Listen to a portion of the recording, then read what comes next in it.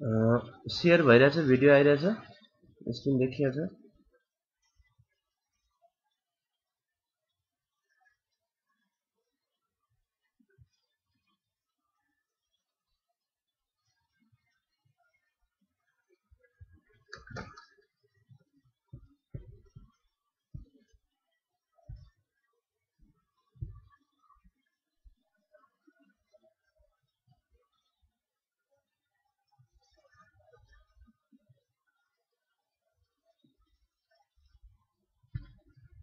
ल देख्यो होला है देखिनु पर्ने प्रेजेन्ट भइरहेछ ल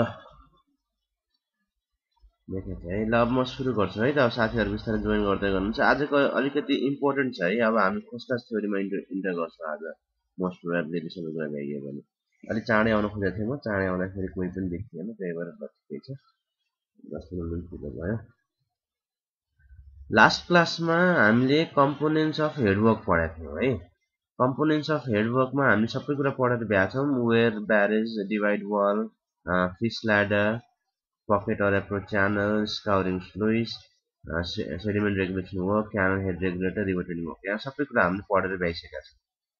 अब आज भन्ने कुरामा हामी के पढ्छौँ त भन्दाखेरि यी हाइड्रोलिक स्ट्रक्चर्सहरू जति पनि बनेका छन् यी हाइड्रोलिक स्ट्रक्चरहरू फेल किन हुन्छ अथवा के कारणले फेल हुन सक्छ भन्ने कुराहरू पढ्छौँ है बेसिकल्ली एक दुईवटा पोइन्ट्स छन् जुन चाहिँ हामीले कन्सिडर गर्नुपर्छ before designing the hydraulic structure पानीको मुभमेन्ट हुन्छ पानीको मुभमेन्ट कारणले गर्दा यहाँ धेरै फ्याक्टर्सहरूलाई हामीले कन्सिडर गर्नुपर्छ during design but some of the in fact couple of factor यस्ता छन् जसलाई चाहिँ हामीले कन्सिडर गर्नै पर्ने हुन्छ जसको बेसिसमा हामीले लट अफ सिपेज थ्योरिजहरूलाई अब क्लासेसहरूमा पढ्दै जान्छौँ so basically hydraulic structure fail अथवा त्योभन्दा अगाडि कुरा पढौँ कुनै पनि लाइन्सहरू हेरौँ चाहिँ हाम्रो नोटमा के छ hydraulic structure when founded on a pervious soil भनेको जसबाट इजिली पानी पास हुन्छ then it is subjected to seepage of water beneath the structure along with the subsidiary forces भनेपछि obviously कुनै पनि स्ट्रक्चर हामीले यदि pervious फ्लोर अथवा pervious सोइलमा बनाएको छौँ भने पानी भित्र पर्कुलेट हुन्छ भित्र पर्कुलेट भएको पानीले गर्दाखेरि डिफ्रेन्ट फोर्सेसहरू अथवा डिफ्रेन्ट एक्सन्सहरू देखाउँछन् जसले गर्दाखेरि हाइड्रोलिक स्ट्रक्चर ओभरअलमै भल्नरेबल हुन्छ अथवा फेलियर हुने सम्भावना देखिन्छ है so seepage is one of the application of ground water hydraulic seepage भन्ने कुरा तपाईहरूले सोइल मेकानिक्सदेखि पढ्दै आउनु भएको छ यो सेमेस्टरमा सायद फाउन्डेसनमा पनि यो कुराहरू छ होला सिपेज भनेको पानी भित्र पसेर जुन वाटरको एक्सन हुन्छ हाइड्रोलिक एक्सन हुन्छ त्यसलाई नै सिपेज भनिन्छ सो यो पढ्नुको एम के रहेछ to find the discharge of seepage through and beneath the structures to find uplift pressure under the structure to find the solution for foundation and piping failures so basically यो अब जति पनि थ्योरिज हामी पढ्छौँ यसमा दुईवटा प्राइम कजको बारेमा हामी पढ्छौँ एउटा हुन्छ हाम्रो अपलिफ्ट प्रेसर अर्को हुन्छ अन्डरमाइनिङ अथवा पाइपिङ भनेर भन्छ अपलिफ्ट प्रेसर भनेको के हो त भन्दाखेरि हामीले स्ट्रक्चर एउटा पर्भियस सोइलमा फाउन्ड गर्यौँ अथवा बनायौँ त्यो बनाइसकेपछि पानी भित्र पर्कुलेट भएपछि हामीले पहिला पनि पढाएको थियौँ पास्कल लहरुको कुन लहरु पढाएको थियौँ वाटरले इक्वल हाइड्रोस्ट्याटिक प्रेसर चारैतिर लगाउँछ रिगार्डलेस अफ द डिरेक्सन भनेपछि उनले माथि पनि अपलिफ्ट प्रेसर देला साइडको सोइल पार्टिकलमा पनि देला तल पनि देला एभ्री टाइम एभ्रीवेयर भनेपछि हामीले कुनै पनि स्ट्रक्चरलाई सोइलको माथि बनाउँछौँ र पानी पर्कुलेट भएर जमिनमा जान्छ भने त्यो पानीले हाम्रो स्ट्रक्चर माथि अपलिफ्ट प्रेसर चाहिँ लगाइरहेको हुन्छ त्यो अपलिफ्ट प्रेसरले गर्दाखेरि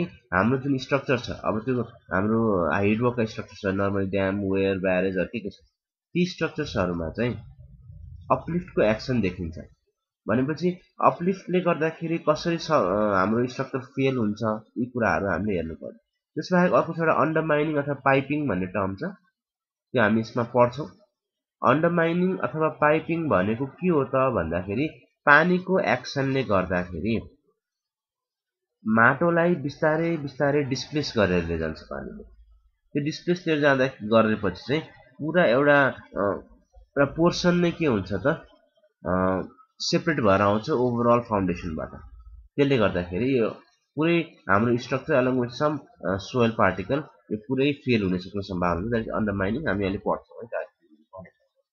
त्यसको सोलुसन के हो त, कसरी पत्ता लगाउने, यो कुराहरू च्याप्टरमा पढ्छौँ। सिपिएस थ्योरीले पनि त्यही कुरा नै भन्छ हामीलाई। So causes of hydraulic failure, अब piping one of the main reason. Piping भने के हो एकचोटि हेरौँ त। Water seeps under the base of the structure founded on permeable soils. No doubt यदि हामीले पर्मिएबल सोइलमा पानी जम्मा गरिरहेछौँ अथवा स्ट्रक्चर बनाइरहेछौँ भने पानी अभियस त्यहाँ सिप भएर तलतिर जान्छ। The flow line exit out at the downstream end of the pervious floor. भनेपछि अप स्ट्रिममा नर्मली हाई हेड हुने ठाउँलाई हामीले अप स्ट्रिम भनेको छौँ भने अप स्ट्रिमबाट डाउन स्ट्रिममा प्रेसर ग्रेडियन्टको कारणले गर्दाखेरि है, हाइड्रोलिक ग्रेडियन्टको कारणले गर्दाखेरि अब के हुन्छ त, पानीको प्रेसरले गर्दा पानीले तल तल माइनिङ जस्तो गर्छ, अब खन्दै जान्छ स्ट्रक्चरको तल। हेरौँ त, the hydraulic gradient line HGL loss per head, loss of head per meter length or the exit gradient may exceed the critical value for the soil। अब यो रिजन चाहिँ अथवा यो कुरा चाहिँ हामी न्युमेरिकलमा अझै बुझ्छौँ। नर्मली हामीलाई न्युमेरिकल अथवा डिजाइन गर्नु पर्दाखेरि एउटा सेफ एक्जिट ग्रेडियन्ट भन्ने टर्म आउँछ है। त्यो सेफ एक्जिट ग्रेडियन्ट भन्नाले के बुझिन्छ त भन्दाखेरि जुन पनि हेड डिफरेन्स छ, अप स्ट्रिममा पानी र डाउन स्ट्रिमको पानीको जुन डिफरेन्स छ त्यसले गर्दा जुन ग्रेडियन्ट क्रिएट भइरहेछ, हायर हेडदेखि लिएर लोवर हेडसम्म जुन पानीको मोसन भइरहेछ, त्यो पानीको मोसनले गर्दा जुन माटोलाई डिस्प्लेस गर्छ, त्यो डिस्प्लेस गर्ने टेन्डेन्सी, त्यो हटाउने टेन्डेन्सी चाहिँ त्यो क्रिटिकल भ्याल्यु भन्दा ठुलो छ कि सानो छ भन्ने कुरा हुन्छ। हरेक सोइलको हरेक फाउन्डेसनको एउटा पर्टिकुलर एउटा भ्याल्यु हुन्छ, एउटा इन्डेक्स प्रपर्टी हुन्छ जसले चाहिँ उसले सर्टेन भ्याल्युसम्म रेजिस्ट गर्न सक्छ। सर्टेन हेडसम्म पानीको मोसनलाई उसले रेजिस्ट गरेर विथस्ट्यान्ड गरेर बस्न सक्छ। तर आफ्टर सम टाइम यदि हेडको अथवा एचजिएलको ग्रेडियन्ट अथवा एचजिएल लाइन चाहिँ अथवा ग्रेडियन्ट चाहिँ हाइड्रोलिक ग्रेडियन्ट चाहिँ एक्सेसिभ भयो भने त्यो केसमा के देखिन सक्छ भन्दाखेरि बिस्तारै बिस्तारै सोइललाई चाहिँ डिस्प्लेस गर्दै जान्छ। यहाँ हेरौँ त, कन्टिन्यू गरौँ त। Then the surface soil starts boiling. भन्नुको अर्थ बोइलिङ भन्नाले त्यहाँबाट माटोहरू डिस्प्लेस हुँदै गर्छ, तलको माटो बाहिरतिर निस्किन्छ एन्ड वास्ट अवे, बाहिर निस्केर जान्छ। This process of erosion thus progressively work backward towards the upstream end all. भनेको सिम्पल भाषामा भन्नुपर्दाखेरि अप स्ट्रिमबाट बगेको पानीले गर्दाखेरि डाउन स्ट्रिमको माटोलाई डिस्प्लेस गर्दै जान्छ। त्यो गर्दै गएपछि एउटा माइनिङ भएको जस्तो अथवा खनेको जस्तो एउटा नेचर देखिन्छ माटोको। त्यो गर्दाखेरि जुन माटोले हाम्रो स्ट्रक्चरलाई होल्ड गरेर बसेको थियो त्यो माटो नै सरेर गयो भने त त्यो पुरा स्ट्रक्चर नै के हुने भयो त, भल्नेबल हुने भयो। अब यो थ्योरीहरू अझ पछि पछि क्लियर हुँदै जान्छ, के गरेको के पढेको भन्ने कुरा अझ क्लियर हुन्छ, हामी अझ पढ्दै जान्छौँ। र यसपछि हामीले जुन थ्योरिजहरू पढ्दैछौँ त्यो थ्योरिजहरूको मेन अब्जेक्टिभ भनेकै के हो त भन्दाखेरि कुनै पनि स्ट्रक्चरलाई परभियस सोइलमा तपाईँले बनाउनु भयो, तपाईँले डिजाइन गर्नुभयो, बनाउनु भयो, त्यो बनाइसकेको स्ट्रक्चर कतिको सेफ छ त अथवा कुन कुन कुरामा ध्यान दिनुपर्छ। जस्तै अब यो प्रश्नमा माइनिङको कुरा आयो, अन्डरमाइनिङ अथवा पाइपिङको कुरा आयो। पाइपिङको अगेन्स्टमा सेफ कसरी गर्ने, अब यसमा हामीले तीनवटा थ्योरी पढ्छौँ यो च्याप्टरमा। तीनवटा थ्योरीमा एउटा छ हाम्रो ब्लिक्स थ्योरी भनेर छ, एउटा लेन्स थ्योरी भनेर छ, एउटा फोस्टास थ्योरी भनेर छ। ब्लिक्स थ्योरी र लेन्स थ्योरीले के भन्छ त भन्दाखेरि अपस्ट्रिमबाट डाउनस्ट्रिमतिर पानी बग्दाखेरि जुन पानीको पाथ छ, जुन पानीको बाटो छ, त्यसले स्ट्रक्चरको कन्टुर जस्तै बाटो बनाउँछ भनेर भन्छ है। र यदि मलाई पाइपिङ रिड्युस गर्नु पर्यो, जुन हिसाबले माटो बगिरहेछ, माटो हट्नु पर्यो, घट्नु पर्यो, त्यो हटाउनु, जुन माटो रिप्लेस भइरहेछ अथवा मोसनमा आइरहेछ त्यो नहोस् भन्ने चाहनुहुन्छ भने लेन्स थ्योरी अथवा ब्लिक्स थ्योरीले के भन्छ हामीलाई त भन्दाखेरि सिट पाइल अथवा कुनै यस्तो स्ट्रक्चर बनाइदिनु जसले गर्दाखेरि पानीले अपस्ट्रिमदेखि लिएर डाउनस्ट्रिमसँग जाँदाखेरि अलिकति लामो बाटो हिँड्नु पर्यो। छिटो छोटो बाटोबाट हिँड्न पायो भने उनीहरूको एनर्जी हाई हुन्छ, सजिलै माटोलाई डिस्प्लेस गरिदिन्छ। तर यदि मैले उसको हिँड्ने बाटोलाई अब्स्ट्रक्ट गरिदिएँ, पाइलहरू युज गर्दै सिट पाइलहरू राख्दिएँ अथवा कुनै यस्तो मेथड युज गरेँ जसले गर्दाखेरि चाहिँ अब पानी इजिली अपस्ट्रिमबाट डाउनस्ट्रिम मुभ गर्न सक्दैन, उसलाई लेन्दियर वे युज गर्नुपर्छ भने, त्यस्तो भइदियो भने चाहिँ उनीहरूले डिस्प्लेस गर्ने पोटेन्शियल रिड्युस गर्छ, उनीहरूले डिस्प्लेस गर्न सक्दैन माटो भनेर भनिएको छ। Okay, so some of the reasons have been discussed. त्यसै गरी अर्को छ rupture of floor due to uplift pressure. फ्लोरलाई रप्चर गर्ने अथवा अपलिफ्ट प्रेसरले चाहिँ गर्दाखेरि जुन हामीले एप्रोचहरू बनाएको छौँ, स्ट्रक्चर्सहरू धारण गरेर बनाएको छौँ, त्यसलाई क्र्याक्सहरू देख्ने, त्यो बिग्रिने, त्यो के हुन सक्छ। अब यो भनेको सिम्पल, अघि पनि हामीले कुरा गरेका थियौँ, पानी सिपेज भएर जमिन मुनि गयो। जमिन मुनि गइसकेको पानीले चारैतिर इक्वल प्रेसर एक्जर्ट गर्छ। इक्वल प्रेसर एक्जर्ट गर्नु भनेको अर्थ उसले अगेन्स्ट द स्ट्रक्चर पनि गर्छ, माथिपट्टि पनि गर्छ। हो, अब अपलिफ्ट गरिदियो भने अथवा त्यो अपलिफ्ट गर्न खोज्यो भने जुन ठाउँमा हामीले थिकनेस कम प्रोभाइड गरेका छौँ अथवा जुन ठाउँमा हाम्रो स्ट्रक्चर विक छ त्यो ठाउँमा उनीहरूले के गर्न सक्ने भयो त, क्र्याक अथवा रप्चर गर्न सक्ने भयो। त्यस्तो खालको टेन्डेन्सीले पनि हाम्रो हाइड्रोलिक स्ट्रक्चरहरू फेल हुन्छ। त्यस्तो खालको रप्चर अथवा जुन फेलियर हामीले देख्न सक्छौँ अपलिफ्टले गर्दाखेरि, यसलाई अभोइड कसरी गर्ने, यसलाई कसरी रिड्युस गर्ने भने नर्मल यसको टेन्डेन्सी भनेको चाहिँ वेट बढाउने अथवा सफिसियन्ट थिकनेस प्रोभाइड गर्ने नै हो है। सफिसियन्ट थिकनेस प्रोभाइड गर्ने बित्तिकै हाम्रो बनाएको स्ट्रक्चर्सको वेट बढ्छ अथवा उसले विथस्ट्यान्ड गर्न सक्ने पोटेन्सियल बढेर जान्छ अनि ठुलो प्रेसरलाई पनि, ठुलो अपलिफ्ट प्रेसरलाई पनि उसले रेजिस्ट गरेर फेलियर हुन दिँदैन। So these are the most common and two main reason for the failure of hydraulic structure. कहिलेकाहीँ तपाईँहरूलाई 5 मार्क्समा अथवा सर्ट नोट्समा भनेर अथवा इभन ट्याग क्वेसन जस्तो बनाएर पनि दिइरहेको हुन्छ। यो सानो क्वेसन्सहरू हो। यसमा तपाईँहरूलाई चाहिँ mode of failure of hydraulic structure भन्न सक्छ। त्यसमा अरू रिजन्सहरू पनि एक दुईवटा लेखा हुन सक्छन् मैले, त्यो रिजन्सहरू त्यति इम्पोर्टेन्ट नभए पनि एकचोटि हेरौँ। Scour on the upstream and downstream of the structures. Obviously scour भयो भने, माटो फेलियर भयो भने। अब यसपछि हामीले च्याप्टर 6मा रेगुलेटर पढ्छौँ। रेगुलेटर पढ्नुभन्दा अगाडि हामीले एउटा स्ट्रक्चर्स पढ्छौँ जसको चाहिँ हामीले हाइड्रोलिक प्रेसरलाई चाहिँ रिड्युस गर्ने अथवा हाइड्रोलिक जुन प्रेसर छ अथवा उनीहरूको जुन एक्टिङ फोर्सहरू छन् त्यसलाई रिड्युस गर्नको लागि चाहिँ डिफ्रेन्ट काइन्ड अफ स्ट्रक्चर्स हामीले बनाउँछौँ। बेसिकली जसले गर्दाखेरि चाहिँ स्ट्रक्चर फेल नहोस् भनेर हामीले बनाइरहेको हुन्छ। त्यस्ता स्ट्रक्चरको बारेमा हामी बढी डिस्कस गर्छौँ। स्काउर अपस्ट्रिममा होस् डाउनस्ट्रिममा होस्, त्यसले गर्दाखेरि पक्कै पनि स्ट्रक्चरमा चाहिँ वाल पर्ने, क्र्याक हुने अथवा भाँसिएर जाने यस्ता स्थितिहरू देखिन्छ। Rupture due to standing wave or hydraulic jump. Hydraulic jump तपाईँले पहिला नै पढ्नु भएको छ। स्ट्यान्डिङ वेभ्सहरू आएर अथवा टाइड्सहरू आएर पनि रप्चर्स गर्न सक्ने सम्भावना हुन्छ। सानो सानोमा नहोला, अलिक ठुलो केसमा त्यो देखिन सक्नुहुन्छ। ओके, त्यति इम्पोर्टेन्ट छैन जति हाम्रो दुईवटा पोइन्ट बढी इम्पोर्टेन्ट थियो, अन्डरमाइनिङ अथवा पाइपिङ भयो र अर्को अपलिफ्ट प्रेसर भयो। हामी जति पनि न्युमेरिकल्स गर्छौँ, जति पनि फर्मुलेसन गर्छौँ, जति पनि थ्योरिजहरू पढ्छौँ, त्यो त्यही दुईवटा फेलियर मोडमै डिपेन्ड भएर गर्छ। अब आयो मेन सिपेज थ्योरिजहरू। यो सिपेज थ्योरीहरू इम्पोर्टेन्ट छ। यसबाट सबैभन्दा इम्पोर्टेन्ट अभियसली यो फोस्टा थ्योरी नै हो। फोस्टा थ्योरी सबैभन्दा इम्पोर्टेन्ट छ। एक्जामको पोइन्ट अफ भ्यूबाट हेर्दाखेरि यसबाट मिनिमम पनि 10 मार्क्स र म्याक्सिमममा 16 मार्क्ससम्म पनि क्वेसन हुन सक्छ। आज मलाई त्यो पढाउने मैले सोचेको थिएँ, अब ठिकै छ, आज भ्याएर नभ्याइ होला, तर एटलिस्ट हामी दुईवटा थ्योरी त मजाले पढाएर गयौँ। सो यो थ्योरिजहरू किन आवश्यकता पर्यो त?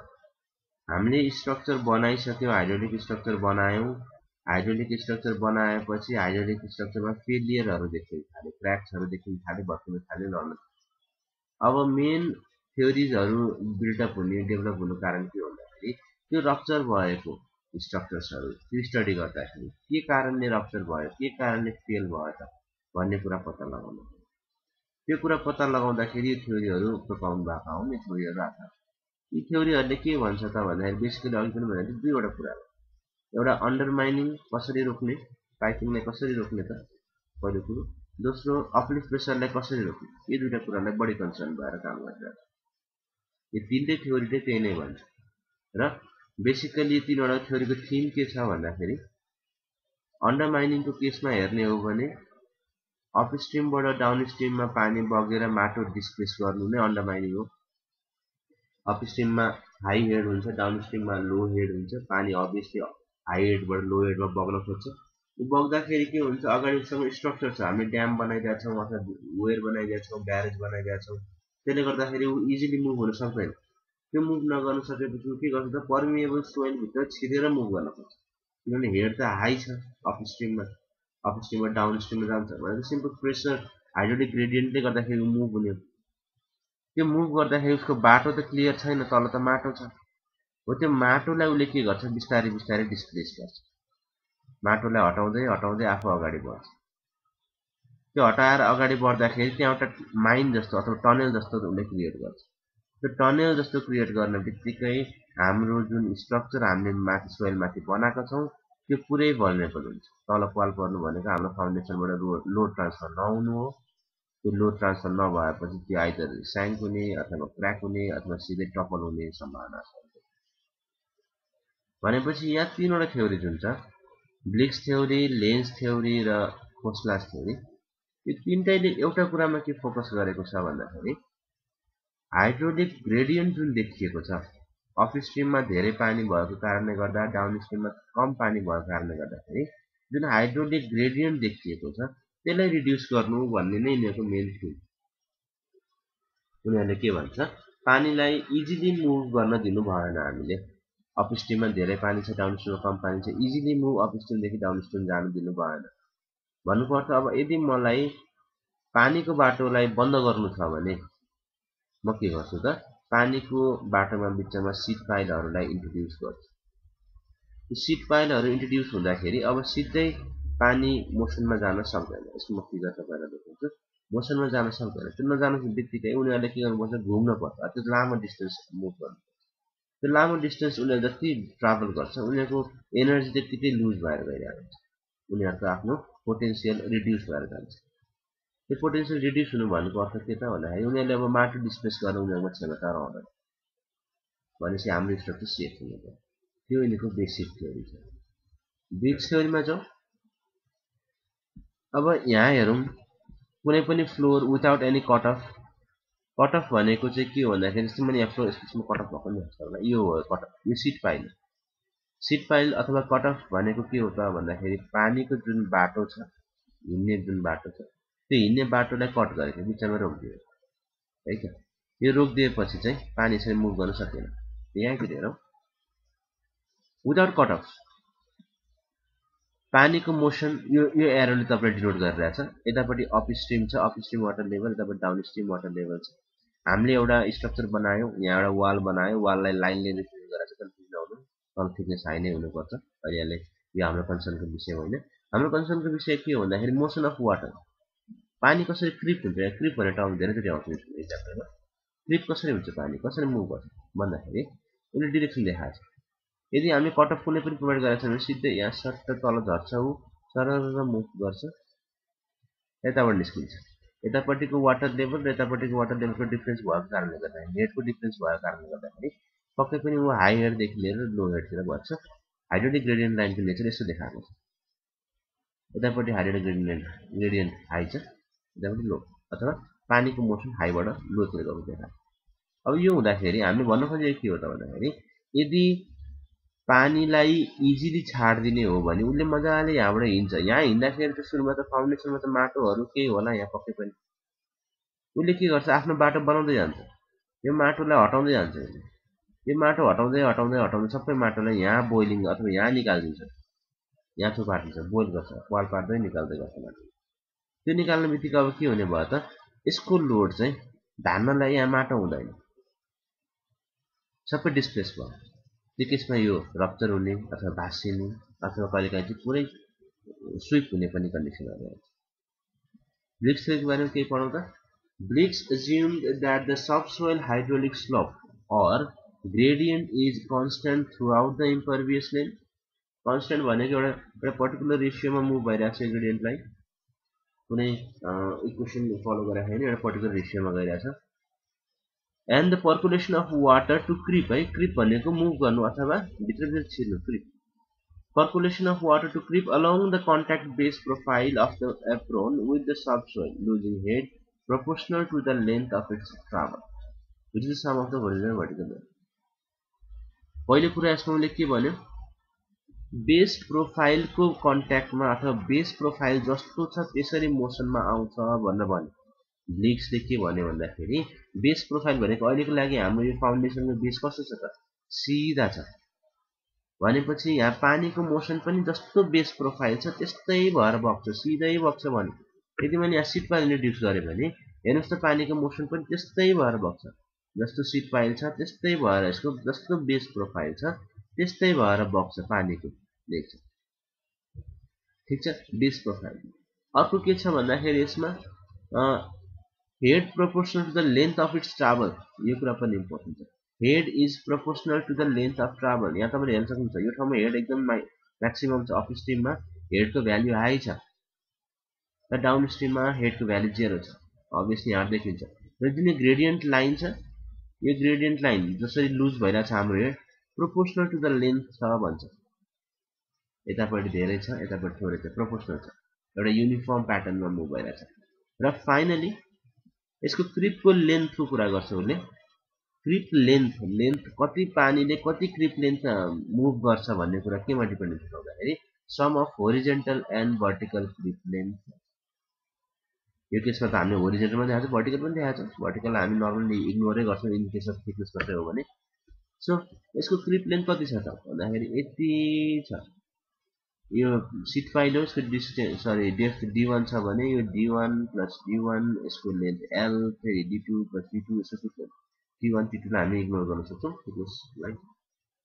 भनेपछि हामीले के बुझ्नु पर्यो त भन्दाखेरि कुनै पनि अकर्डिङ टु द ब्लिक्स थ्योरी ब्लिक्स क्रिप थ्योरीको यदि कुरा गर्ने हो भने उनले के भन्छ पहिलो कुरा हाम्रो फाउन्डेसन अथवा हाम्रो स्ट्रक्चर हाइड्रोलिक स्ट्रक्चर जस्तो छ त्यसको बेस प्रोफाइल जस्तो बनेको छ त्यस्तै बाटोमा चाहिँ पानी मुभ हुन्छ त्यस्तै सेप बनाएर पानी मुभ हुन्छ भनेर भन्छ पहिलो अनि अर्को कुरा उसले के भन्छ हेड लस चाहिँ directly proportional to the creep length भनेर भन्छ उसले है head loss is directly proportional to the creep length भन्छ त्यस्तो हो भने क्रिप लेन्थ भनेको के हो त भन्दाखेरि sum of horizontal and vertical length of creep भनेको sum of vertical horizontal vertical भनेको यो हुन सक्ला होरिजेन्टल भनेको यो होला भनेपछि उसको थ्योरीको अनुसार हामी जाने हो भने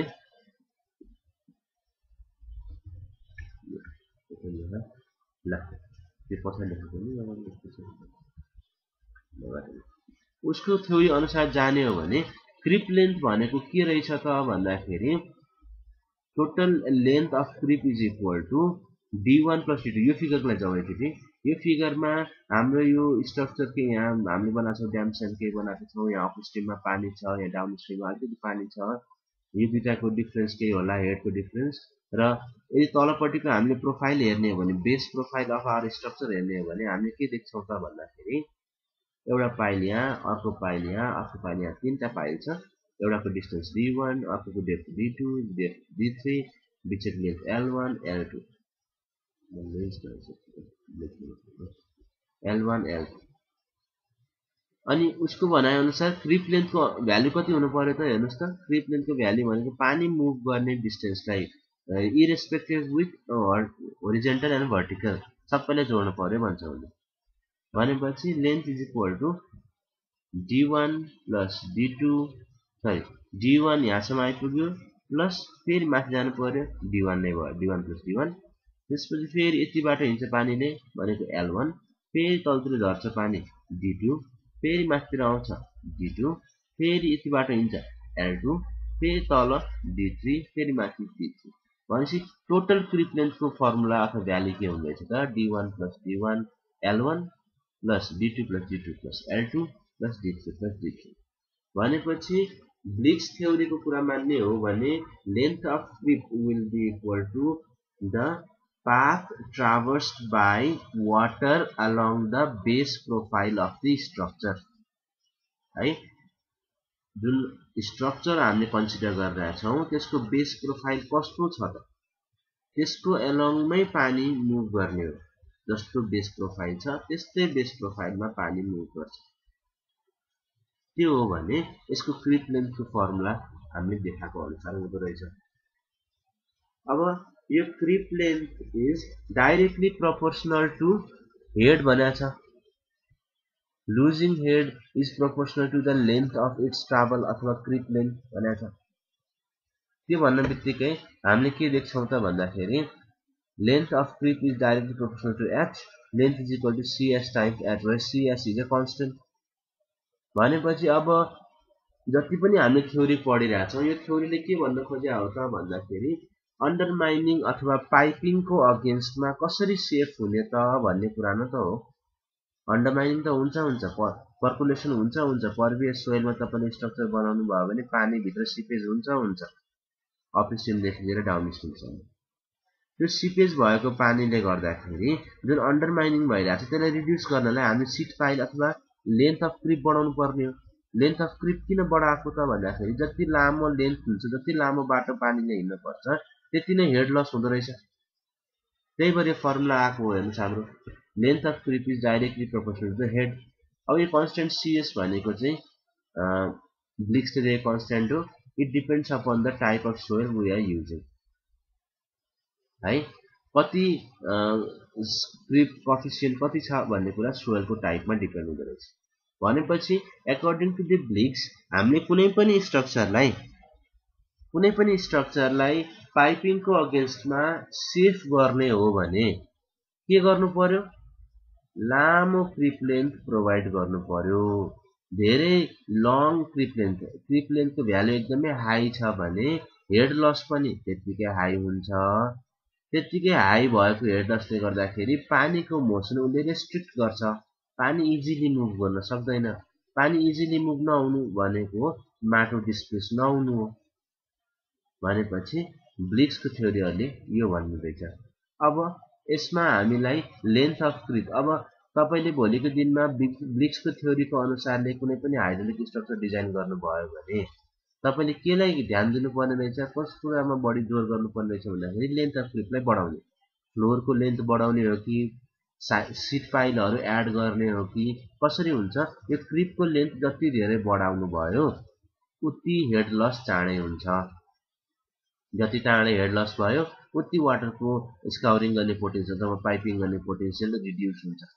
भनेपछि लेन्थ अफ क्रिप बढाउनु नै उसको सोलुसन भयो in case of Bligh's theory. Bligh's थ्योरीको भनाइअनुसार यदि हामीलाई पाइपिङको अगेन्स्टमा सेफ बस्नु छ भने we have to increase the length of creep. यति हो उसको थ्योरी। ओके, अर्को छ फेरि सेम थ्योरीमा बेस्ड छ तर लेन्स थ्योरी भनेर ल्याएको छौँ हामीले। अब लेन्स थ्योरी र ब्लिक्स थ्योरी सबै कुरामा सेम छ, एउटा कुरा मात्रै डिफरेन्स छ। यसमा के कुरा डिफरेन्स छ भन्दाखेरि ब्लिक्स थ्योरीले के भन्थ्यो त भन्दा head loss is directly proportional to the length of creep भनिरहेको थियो। जति लेन्थ अफ क्रिप बढ्यो त्यसको प्रोपोर्सनल्ली नै हेड पनि लस अफ हेड पनि बढ्छ, धेरै लस हुन्छ। जति लामो क्रिप लेन्थ भयो त्यति नै लामो के हो, त्यति नै त्यही रेसियोमा नै हेड लस पनि बढ्छ भन्छ। चाँडै हेड लस हुन्छ। ब्लिक्स थ्योरीले लेन्थ बढाउनु, क्रिप लेन्थ बढाउनु, हेड लस बढाउनु, त्यो बढाउने बित्तिकै पानीले माटो डिस्प्लेस गर्न सक्दैन भनेर भन्नु। अब लेन्सले उसको बारेमा अलिकति केही चेन्जेसहरू ल्याएको छ। उसले के भन्छ, लेन्सले के भन्छ त भन्दाखेरि होरिजेन्टल क्रिप चाहिँ है, होरिजेन्टल क्रिप लेन्थ हुन्छ नि, होरिजेन्टल क्रिप चाहिँ भर्टिकल क्रिप जतिको इफेक्टिभ देखिएन भन्छ। के को लागि त? हेड लस रिड्युस गर्नको लागि भन्नुपर्छ। जस्तो ब्लिक्स थ्योरीले भनेको थियो नि लेन्थ अफ क्रिप बढ्न बित्तिकै हेड लस चाँडै हुन्छ भनेर भनेको थियो, irrespective of direction of path. होरिजेन्टलमा बगे पनि उत्तिकै हेड लस हुन्छ, भर्टिकलमा बगे पनि उत्तिकै हेड लस हुन्छ भनेको थियो ब्लिक्सले। तर अब लेन्सले के भन्छ त भन्दा होरिजेन्टल्ली हेर्दाखेरि त्यति प्रोपोर्सनल्ली चाहिँ हेड लस भएको भेटेन उनले। हेड लस त हुन्छ तर प्रोपोर्सनल्ली हुन्छ। जस्तै 5 मिटर लेन्थ बढ्यो भने 5 मिटरै हेड लस हुने चाहिँ होइन रहेछ। केही फ्याक्टरले त्यसलाई रिड्युस गर्ने रहेछ। तर भर्टिकलको केसमा चाहिँ हो डाइरेक्टली प्रोपोर्सनलै देखियो ब्लिक्स लेन्सले पनि भर्टिकल लेन्थ अथवा भर्टिकल पानी मोसन गर्दाखेरि चाहिँ हेड लस त्यही हिसाबले प्रोपोर्सनल देखिँदो रहेछ। तर होरिजेन्टल मुभ गर्दाखेरि एउटा फ्याक्टर उसले एड गरिदियो 1/3 भनेर। 1/3 टाइम्सले मात्रै हेड लस हुन्छ, डाइरेक्टली प्रोपोर्सनल चाहिँ हुँदैन, अथवा त्यो रेसियोमा चाहिँ हेड लस हुँदैन, जुन रेसियोमा चाहिँ भर्टिकलमा हेड लस हुन्छ। भनेपछि लेन्स थ्योरीमा एउटा मात्रै नयाँ फ्याक्टर के एड भएको छ 1/3 भनेर। त्यस्तो हो भने इन दिस फिगर हामीलाई यदि क्रिप लेन्थ निकाल्नु पर्यो भने अकर्डिङ टु द लेन्स थ्योरीको आधारमा मैले यदि क्रिप लेन्थ निकाल्नु पर्यो भने creep length in case of vertical त सेम नै हुन्छ, d1 प्लस d1 नै हुने भयो। तर होरिजेन्टलको पार्टमा चाहिँ लेन्सले के एड गरिदियो भन्दाखेरि एउटा फ्याक्टर 1/3 एड गरिदियो। किन त भन्दाखेरि लेन्सको एकर्डिङमा हामीले के भन्छौँ, होरिजेन्टल त्यति इफेक्टिभ देखिएन हेड लस गराउनको लागि। हेड लस त हुन्छ होरिजेन्टली मुभ हुँदा पनि, तर जति भर्टिकल्ली इफेक्टिभ देखिन्छ होरिजेन्टली त्यति देखिँदैन। अन्ली 1/3 मात्रै हेड लस हुन्छ उसको भनाइ छ। त्यही भएर उसले के गरेछ भन्दाखेरि जता जता होरिजेन्टल लेन्थहरू देखा पर्छ त्यता एउटा उसले फ्याक्टर एड गरिदियो 1/3 भन्ने। सो बाँकी सबै कुरा सेम छ यसमा, खालि जुन ठाउँमा हामीले होरिजेन्टल लेन्थ लिइरहेको थियौँ त्यो ठाउँमा it will be 1/3 of the horizontal length. त्यति मात्रै डिफ्रेन्स छ लेन्स थ्योरी यसमा पनि सेम कुरा छ। लेन्थ अफ फ्लोर कति प्रोभाइड गर्ने अथवा क्रिप लेन्थ कति प्रोभाइड गर्ने त भन्दाखेरि CS टाइम्स H नै हो, उसले आफ्नो दिएको कोफिसिएन्ट डिफ्रेन्ट हुन्छ। So these are the principal preliminary used for the design of hydraulic structure or safety against piping. यसमा मैले सेफ्टी अगेन्स्ट अपलिफ्टिङको बारे चाहिँ चर्चा गरिन, नगर्नु कारण अपलिफ्टको लागि हामीले जति पनि वेट बढाउन सक्छौँ त्यही नै हो दुवैको सोल्युसन, थिकनेस बढाउने अथवा वेट बढाउने। त्यसले गर्दाखेरि चाहिँ हाम्रो अपलिफ्टको अगेन्स्टमा पनि सेफ हुन्छौँ भनेर भन्छ। हामी कतिजना पुग्यौँ? 9 जना मात्रै। अझै पनि आजको च्याप्टर इम्पोर्टेन्ट थियो, किन छोड्यो? आज केही छ र एक्जाम राम्रो भएन नि। यो थ्योरीहरू फेरि मैले पढाउनु पर्ने त एकदम नराम्रो हुन्छ त।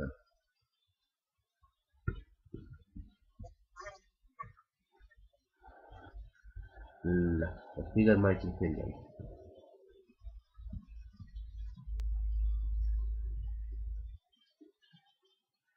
यो फिगरमा तपाईँले धेरै कुरा हेर्नु पर्दैन है, मैले सिम्पल फिगर चुज गर्नुपर्ने थियो। यो फिगरमा मैले यहाँ अब हेड लसको बारेमा, यहाँ हेड लसको बारेमा, यहाँ हेड लसको बारेमा तीनवटा हेड लस देखाएको है। यो हेड लस भनेको अथवा फिगर भनेको पहिले फिगरलाई जेनरलाइज गरेर बुझ्ने कोसिस गरौँ। यो इम्परभियस फ्लोर बनाएको हामीले जुन यो लाइनले रिप्रेजेन्ट गरिरहेको छौँ यो फ्लोरिङ अफ आवर एप्रोन हो। यो ठाउँमा हामीले ढलान गरेर बनाएको छौँ, ठिक छ। अब यतापट्टि अप स्ट्रिम हो, पानीको लेभल देख्नुभयो, यतापट्टि डाउन स्ट्रिम भयो। अब हामीले ड्याम अथवा वेयर अथवा ब्यारेज केही बनाएको छौँ, यो लाइनले रिप्रेजेन्ट गरिरहेको छ यो वेयर अथवा ब्यारेज है, यो लाइनले। अब भनेपछि के गर्नु रहेछ त भन्दाखेरि हामीले स्ट्रक्चर बनाउन अगाडि ढलान गरेका थियौँ भुइँमा र ठ्याक्कै त्यसको माथि चाहिँ एउटा वाल बनाइदिएको छौँ। अब यो वाल बनाउनु बित्तिकै के हुन्छ त यताबाट आइरहेको पानी सबै यहाँ के हुन्छ यो वाटरको लेभल हो, जम्मा भएर बस्छ। हामीले त हेड बनाउने होइन हो, हेड बनाएको हो हामीले, पानीले जम्मा पारेको हो। तर समस्या के भयो त भन्दा यहाँसम्म त हामीले ढलान गरेका थियौँ, तर यस साइडमा जुन माटोहरू छ नि यहाँबाट त पानी सिपेज हुने भयो, पानी सिपेज भएर यहाँ जाने भयो। किन भन्दाखेरि यहाँ अप स्ट्रिममा हेडको लेभल हाई छ, यहाँ डाउन स्ट्रिममा हेडको लेभल कम छ। त्यो हुन बित्तिकै हाई हेड र लो हेडमा पानी मुभ हुने भयो, हाइड्रोलिक ग्रेडियन्ट लाइन देखाउँछ।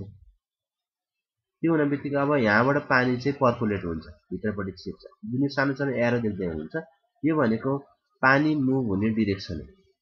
यसरी यो बाटोबाट पानी हिँड्छ भनेर भन्छ हामीले। सानो सानो एरोले के भन्छ त पानी मुभ यसरी हुँदो रहेछ भन्छ। यो किन भनेको बेस प्रोफाइल अथवा फाउन्डेसन जस्तो सेपमा छ। अब हामी खोस्लामा गएपछि अलिकति चेन्जेस गरेर पढ्छौँ। जस्तो बेस प्रोफाइल छ त्यस्तै सेप बनाएर चाहिँ पानी मुभ हुन्छ भनेर भने। भनेपछि यो ठाउँबाट पानी जब सिपेज हुन्छ तब उसले यहाँ सिट पाइल भेट्छ र सिट पाइल जस्तै भएर उसले हिँड्छ, यसरी हिँड्छ। अब यो पोइन्टसम्म हेरौँ त, यो पोइन्टसम्म चाहिँ हजुर हजुर एकदम ठिक सिट पाइलको डेप्थ सिट पाइल यता D1 सम्म हालेको छ भने यहाँ D2 सम्म हालेको छ यहाँ D3 सम्म हालेको छ है अब यो ABCD चाहियो तपाईलाई यो B भनेको चाहिँ लेन्थ अफ फ्लोरिङ हो सिट पाइल सेट पाइल र कन्जिक्युटिभ लेन्थको चाहिँ L1 र L2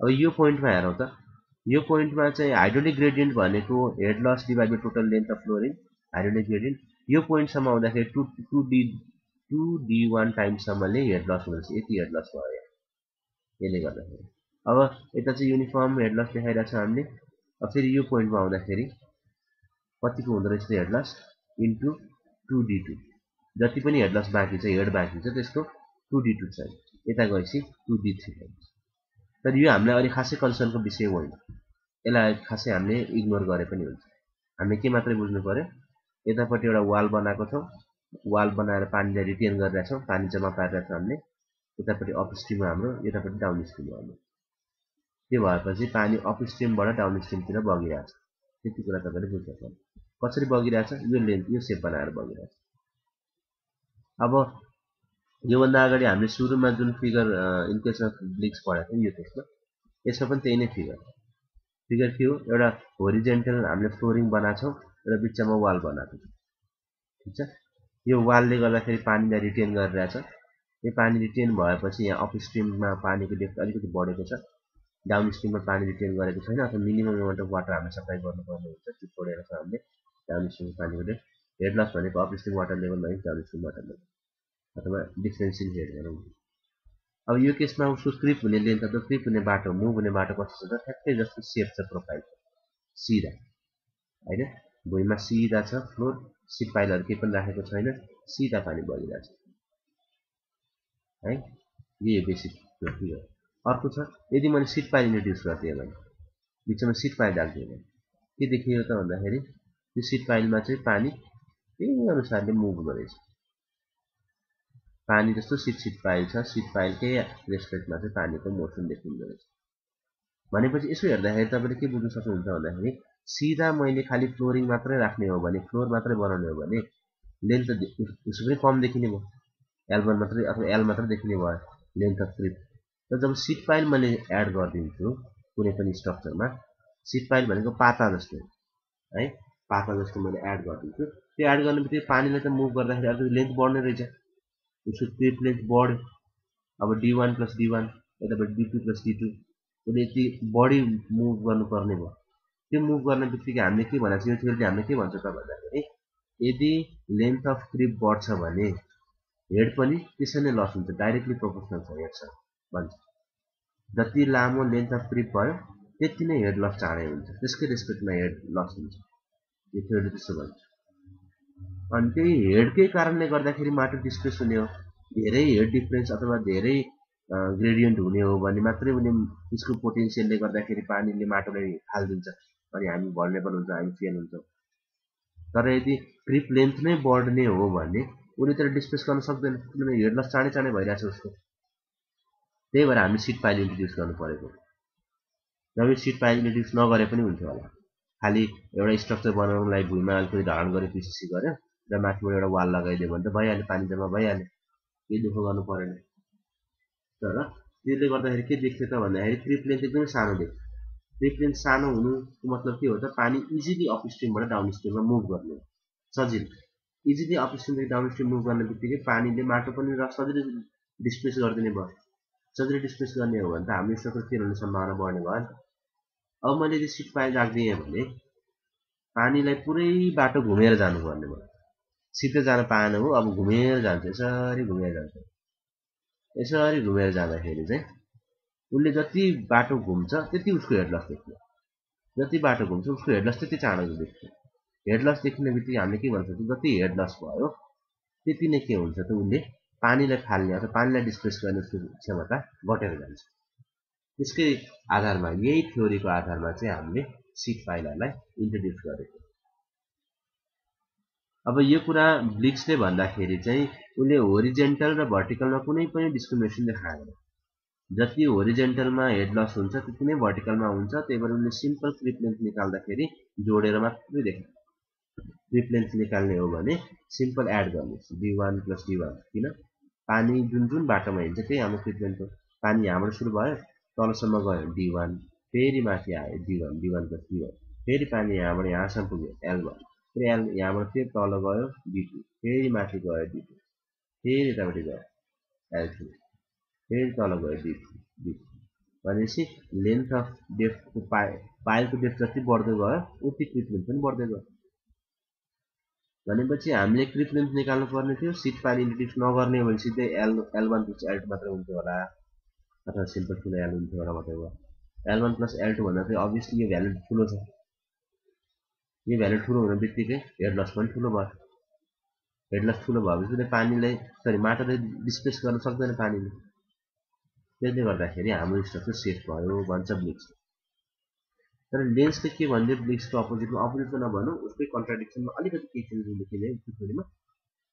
जति सजिलै हेड लस हुन्छ in case of vertical displacement हुँदाखेरि जुन प्रोपोर्सनल्ली पानीले हेड लस गर्दै आउँछ, होरिजेन्टल मोसनमा चाहिँ त्यसरी नै हेड लस चाहिँ हुँदैन भन्छ लेन्सले। हेड लस त हुन्छ, होरिजेन्टलमा पनि हेड लस त हुन्छ, नहुने होइन, तर भर्टिकल भन्दा अन्ली 1/3 पार्ट मात्रै हेड लस हुन्छ इन केस अफ होरिजेन्टल भन्दा भन्छ। त्यो गरेपछि अब क्रिप्लेन्थको भ्यालु अलिकति चेन्ज हुने भयो इन केस अफ लेन्थ, जसले गर्दाखेरि हामीले चाहिँ के भन्न पाउँदैनौँ त भन्दाखेरि डाइरेक्टली प्रोपोर्सनल टु द क्रिप्लेन्थ भन्न अलि पाइएन। इन केस होरिजेन्टल मोसन छ भने 1/3 भन्ने फ्याक्टर चाहिँ उसले एक्स्ट्रा एड गर्नुपर्छ है। अब यस बाहेक अरू पनि अब यो फर्मुलाले हामीले के बुझाउँछ त भन्दाखेरि मलाई कुनै पनि स्ट्रक्चरलाई सेफ गराउनु छ अगेन्स्ट अन्डर पाइपिङ अथवा पाइपिङ भने, पाइपिङको अगेन्स्टमा सेफ गर्नु छ भने मैले सफिसियन्ट एमाउन्ट अफ क्रिप्लेन्थ प्रोभाइड गर्नुपर्छ। एलसीको भ्यालु ठुलो हुनुपर्छ। जति ठुलो एलसी भयो अथवा जति ठुलो हाम्रो क्रिप्लेन्थ भयो त्यति हामी स्ट्रक्चर वाइज सेफ हुन्छ। हाइड्रोलिक स्ट्रक्चर हाम्रो त्यति सेफ हुन्छ, किनभने हेड लस चाँडै चाँडै हुने भयो। लेन्थ लामो हुनु भने हेड लस चाँडै चाँडै हुनु। यी फ्याक्टर्सहरू भनेका चाहिँ कन्स्ट्यान्टले रिमुभ गर्नको प्रोपोर्सनल साइनले रिमुभ गर्नलाई क्रिप कफिसिएन्ट भनेर दिएको हो। ओके, अब भनेपछि सिम्पल भाषामा भन्नु पर्दाखेरि के देख्यो, हेड लसलाई कम गर्यो भने पाइपिङ हुँदैन। हेड लस गराउनु पर्यो, कम भन्नाले हेड लस हुनु पर्यो। पानीलाई अपस्ट्रिमदेखि इजिली डाउनस्ट्रिमसम्म जान दिनु पर्दैन है। त्यो गर्नको लागि हामीले के गर्नु पर्छ, क्रिप लेन्थलाई बढाउनु पर्छ। जति लामो क्रिप लेन्थ भयो तपाईँले सिट पाइल इन्ट्रोड्युस गर्नु अथवा इभन फ्लोरमै थिकनेस बढाइदिनु अथवा केही गर्नु, जसले गर्दाखेरि पानीले मुभ गर्ने लेन्थ चाहिँ अलिक बढेर जान्छ भने हाम्रो स्ट्रक्चर चाहिँ अन्डर माइनिङ अथवा पाइपिङबाट सेफ हुन्छ भनेर भन्छ, बोथ लेन्स एन्ड ब्लिकिङ। अब खोजनास थ्योरी। अब यसभन्दा अगाडि म एकचोटि पज गरेँ, हामी कतिजना आइपुग्यौँ त्यो एकचोटि हेरौँ र कसैलाई के समस्या छ भने सोधौँ। 11 जनासम्म पुगिएछ। आज किन एकदमै कम हो, हामी इम्पोर्टेन्ट क्लास भएर हो कम भएको। कस्तो भन्नाले के ए हुनसक्छ। ओहो, अनि तपाईँहरू मलाई के सजेस्ट गर्नुहुन्छ, म खोज्दा फेरि स्टार्ट गरौँ त, फेरि भोलिको दिनमा रिपिट गर्नु पऱ्यो भने त मलाई एकदमै गाह्रो पर्छ। हुन्छ रेकर्ड त मैले गरिदिइरहेको छु, मैले पर्सनल रेकर्ड गरिरहेको छु। ल हुन्छ, ल त्यसो भए हल्का सुरु गरौँ है, त्यसो भए किन टाइम पर्यो। ल अब योभन्दा अगाडिको थ्योरीमा हामीले के भनिरहेको छौँ भन्दाखेरि नि, लेन्स र ब्लिक्स थ्योरीमा के दुईवटा कुरा बुझ्यौँ हामीले भन्दा, पानी कसरी क्रिप हुन्छ त भन्दाखेरि एलङ द प्रोफाइल, जस्तो प्रोफाइल छ हाम्रो फाउन्डेसनमा जस्तो सेप बनेको छ त्यस्तै सेपमा पानी बग्छ भनेर लेन्स र ब्लिक्सले भनेर भयो, ठीक छ। तर खोस्लाको आइडिया अलिकति डिफ्रेन्ट छ। तपाईँहरूले सोयल मेकानिक्समा सिपेज भन्ने टर्म पढ्नु भएको थियो। सिपेजमा तपाईँले इक्विपोटेन्सियल लाइन र अब के भन्नुभएको थियो, स्ट्रिम लाइन इक्विपोटेन्सियल भनेपछि यसो छ है। स्ट्रिम लाइन र इक्विपोटेन्सियल लाइन भनेर दुईवटा टर्म पढ्नु भएको है। त्यो खोस्लाले लिएको छ। खोस्लाले सिधै ठ्याक्कै जस्तै तलको कन्टुर जस्तो छ अथवा फाउन्डेसनको बेस जस्तो छ त्यस्तो खालको चाहिँ मोसन हुँदैन भनेर भन्छ खोस्लाले। खोस्लाले के भन्छ यसरी पढौँ। According to Khosla, seeping water जुन पानी बगिरहेछ does not creep along the bottom contour of the floor. फ्लोरको कन्टुर अथवा बटमको सेप जस्तो छ त्यस्तै त्यस्तै भएर यो बग्दैन। जुन हामीले लेन्स र ब्लिग्समा पढेको थियौँ उसले चाहिँ ठ्याक्कै यसको अपोजिट के भन्यो, त्यस्तो बग्दैन। तर कसरी बग्छ त भन्दाखेरि along a set of streamlines and two set of streamlines भन्छ, along a set of streamlines। streamlines तपाईँले फ्लो नेट भनेर पढ्नु भएको सोइल मेकानिक्समा हो, त्यो फ्लो नेट बनाएर बग्छ भनेर भन्छ है। and two sets of curve intersecting each other perpendicularly, one set streamline other set equipotential line भनेर भन्छ। यसमा धेरै तपाईहरु दिमाग खर्च गर्नु पर्दैन है, आत्तिनु पर्दैन। यसमा धेरै कुराहरु हामीले सुने तापनि यसको जिस्ट एकदमै सानो छ, एकदमै इजी छ। यो बेसिक थ्योरी भएर मैले तपाईलाई बुझाउन खोजिरहेको मात्रै हो, तर यसमा तपाईले धेरै दिमाग खर्च गरिहाल्नु पर्ने आवश्यकता छैन। के मात्रै बुझ्नु पर्यो तपाईले भन्दाखेरि यो भन्दा अगाडि लेन्स थ्योरी र ब्लिग्स थ्योरीमा हामीले के भनिएको थियो त भन्दा जस्तो हाम्रो ड्याम अथवा हाइड्रोलिक स्ट्रक्चर छ, जस्तो त्यसको सेप छ फाउन्डेसनमा, त्यस्तै नै पानीको बग्ने डिरेक्सन हुन्छ भनेर भनेको थियो। यदि मैले सिट पाइल राखे भने सिट पाइल जस्तो सेपको छ त्यस्तै भएर बग्छ। यदि सिट पाइल नराखिकन सिधा प्लेन खालको मैले स्ट्रक्चर बनाए भने त्यस्तै प्लेनकै डिरेक्सनमा बग्छ भनेर भनेको थियो लेन्स र ब्लिग्सले। तर अब खोस्लाले के भन्छ त भन्दाखेरि पानी बग्दाखेरि अथवा जुन सिप गर्छ त्यो सिप गर्दाखेरि पानीले कन्टुर अथवा तलको फाउन्डेसनको सेप अनुसारले सिप गर्दैन कि सिपेज थ्योरीलाई फलो गर्छ। उनले के भन्छ, फ्लो नेट बनाएर चाहिँ यिनीहरू बग्छ, इक्विपोटेन्शियल लाइन र स्ट्रिम लाइन बनाएर यो चाहिँ बग्छ भन्छ, जुन हामीले फाउन्डेसनमा पढिसकेका छौँ। यसमा हामी धेरै टेन्सन लिँदैनौँ है, फाउन्डेसनमा त्यो कुरा बुझिया थियो बुझिया थिएन आवश्यकता छैन। This is the basis for Khosla's theory. But हामीले खोस्ला थ्योरीबाट न्युमेरिकल सल्भ गर्दाखेरि अथवा एप्लिकेसन गर्दाखेरि चाहिँ एकदमै सिम्प्लिफाइड फर्ममा छ। त्यसमा यो फ्लो नेट अथवा इक्विपोटेन्शियल लाइनको नामै कहीँ सुनिदैन, त्यही भएर तपाईले आत्तिनै पर्दैन है। ठिक छ, अब यो पोइन्ट्सहरु चाहिँ पढौँ जस्ट इन केस यदि खोस्ला theory एक्जाममा थ्योरीमा सोधिहाल्यो। Seepage water exert a force at each point in the direction of flow and tangent to the direction of streamline। यो कुराहरु तपाईले सोइल मेकानिक्समा राम्ररी पढ्नु भएको छ। ठीक छ, ट्यान्जेन्शियली डिरेक्सनमा स्ट्रिमलाइनको त्यसले फोर्स एक्जर्ट गर्छ। आखिर हुने कुरा त्यही नै हो, पानीको मोसनले गर्दा फोर्स एक्जर्ट हुन्छ, फोर्स एक्जर्ट भएको कारणले गर्दाखेरि माटो डिस्प्लेस हुने हो है। तर पनि यी कुराहरु भनेको बेसिक प्रिन्सिपल मात्रै हो। यसमा तपाईहरुलाई बुझिएन अथवा गाह्रो भयो भने समस्या हुँदैन, किन हामी खोस्ला थ्योरी अगाडि पढ्दै गएपछि एकदमै इजी भएर आउँछ। Piping starts from the end of downstream floor, intermediate pile, यो कुराहरु चाहिँ नम्बर यो जुन मैले पढ्दै छु, intermediate piles were smaller in length than the outer piles, they were ineffective. यो टर्म चाहिँ तपाईहरुले न्युमेरिकल गर्दाखेरि ठ्याक्कै थाहा पाउनुहुन्छ यसले भन्न खोजेको के हो भन्ने। इन्टरमिडिएट पाइलहरु कतिखेर इनइफेक्टिभ देखिन्छ भन्ने कुराहरु चाहिँ हामी न्युमेरिकलमा ठ्याक्कै म तपाईलाई सम्झाउँछु। यो पोइन्ट हामीले कहाँ पढाएको थियौं भनेर सम्झाउँछु है त। If the hydraulic gradient at exit was more than the critical hydraulic gradient, the piping occurs भन्छ। यो कुराहरु एक्जाममा तपाईले सोध्छ। एक्जाममा तपाईले के भन्ने सोध्छ भन्दाखेरि सबै डाटाजहरु दिन्छ, फिगर्सहरु दिन्छ र लास्टमा के भन्छ, द एक्जिट ग्रेडियन्ट अथवा क्रिटिकल हाइड्रोलिक ग्रेडियन्ट दुवैको भ्यालु तपाईहरुलाई दिन्छ। अनि एक्जिट ग्रेडियन्ट भन्दा क्रिटिकल ग्रेडियन्टको भ्यालु बढी आउने बित्तिकै पाइपिङ हुन्छ भनेर तपाईले देखाउनुहुन्छ। त्यो कुरा हामी फर्मुलामै क्याल्कुलेट गर्छौं। एक्जिट ग्रेडियन्टको भ्यालु निकाल्छौं, क्रिटिकल ग्रेडियन्ट तपाईलाई क्वेशनमा दिया हुन्छ, दुईटाले कम्पेयर गर्ने।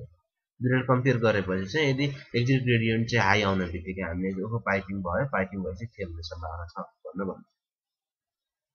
एक्जिट ग्रेडियन्ट र क्रिटिकल हाइड्रोलिक ग्रेडियन्ट भनेको अघि हामीले अर्को डिस्कस गरेका थियौं। एक्जिट ग्रेडियन्ट भनेको पानी जब अपस्ट्रिमबाट डाउनस्ट्रिमतिर बगिरहेछ उसँग केही पोटेन्शियल हुन्छ, कुनै एनर्जी हुन्छ, त्यो एनर्जीले गर्दाखेरि उले माटोलाई डिस्प्लेस गर्दै आउने हो। त्यो माटोलाई डिस्प्लेस गर्दै आउँदाखेरि चाहिँ उसको एक्जिटमा आउँदाखेरि उले माटोलाई फाल्न सक्ने उसको पोटेन्शियल, उसको कति छ त एनर्जी क्यापेसिटी कति छ त माटोलाई फाल्ने त्यो हो।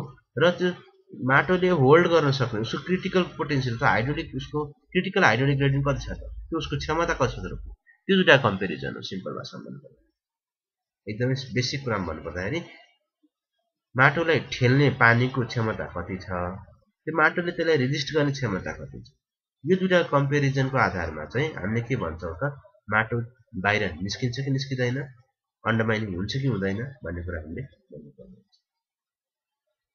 सजिलो कुरा यहाँ लास्टमा लेखिया छ in Khosla's method a complex profile is broken into number of simpler profile and solve केही गाह्रो गरेको छैन खोजलाको थ्योरीमा उनले यस्ता जन्जाल जुन हामीले के भन्छ फ्लो नेट्सहरू पुरा गर्यौं स्टिम लाइनको कुरा गर्यौं इक्विपोटेन्शियल लाइनको कुरा गर्यौं यो गाह्रो गाह्रो कुरालाई उले एकदमै सिम्प्लिफाइड भर्जनमा चाहिँ के गर्दिएको छ त भन्दाखेरि बनाएर सल्भ गर्दिएको छ ठीक छ एकदमै सिम्प्लिफाइड भर्जनमा भएको कारणले गर्दाखेरि जति पनि टर्म्सहरु हामी इक्विपोटेन्शियल लाइनहरु अथवा फ्लो नेटको कुराहरु स्ट्रिम लाइन्सहरु कुराहरु पनि हामी डिस्कस गर्यौं थ्योरी वाइज त्यो कुराहरु कहीं पनि हामीले फेस गर्नु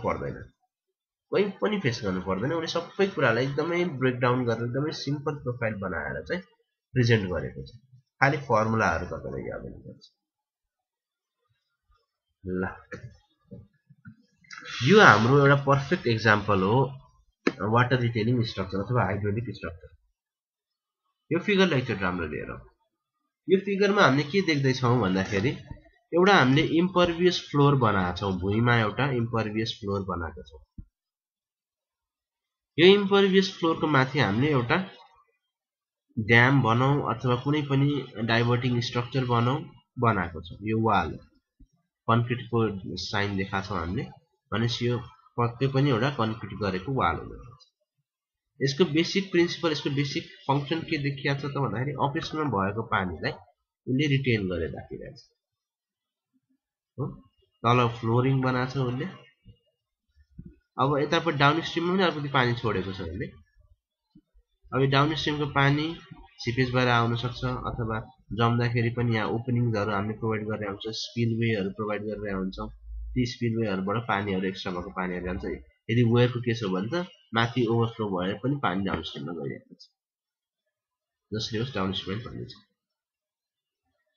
अब चाहिँ यति मात्र एउटा बेसिक स्ट्रक्चर हामीले बनाएकोमा पुग्थ्यो तर क्रिप लेन्थ बढाउनको लागि अथवा पानीको मोसनलाई चाहिँ अब्स्ट्रक्ट गर्नको लागि जुन पानी मुभ भइरहेछ तलपट्टि त्यसलाई रोक्नको लागि हामीले सीट पाइलहरु इन्ट्रोड्युस गरेका छौं अथवा सिम्पल पाइलहरु इन्ट्रोड्युस गरेका छौं यो सीट होइन यो पाइलले पाइलहरु इन्ट्रोड्युस गरेका छौं एक पाइलको डेप्थलाई d ले रिप्रेजेन्ट गरिरहेछ यसको दुईटा ग्यापलाई b ड्याश होललाई b यो डेप्थलाई d ले रिप्रेजेन्ट गरिरहेछ अब यहाँ एक दुईवटा टर्म तपाईले देखिरहनु भएको छ जस्तै phi e1 phi c1 phi d1 यो यही नै हो है भन्नुको अर्थ तपाईहरुले यहाँ e को ठाउँमा c लेख्छु c को ठाउँमा e लेख्छु भन्न पाइन्न e भनेको e नै हो c भनेको यहीकै हो यसरी बुझ्नु पर्छ सबै एउटै प्याटर्नमा छ एउटै प्याटर्नमा हुन पनि पर्छ